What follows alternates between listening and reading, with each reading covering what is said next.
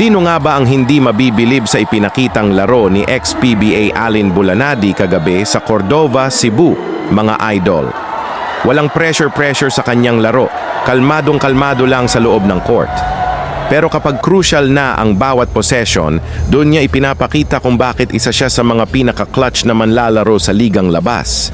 Sa laban ng Rosal Poultry Farm kontra Tuburan 360, wala nang 2 minuto at dehado ang kanilang kupunan, pero binuhat ni Bulanadi ang Rosal.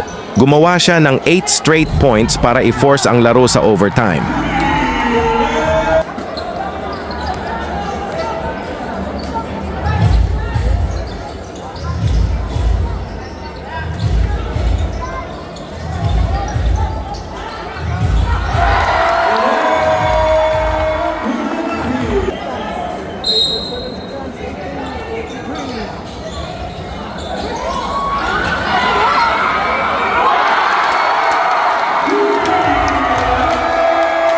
At pagdating ng overtime, hindi pa rin siya nagpaawat.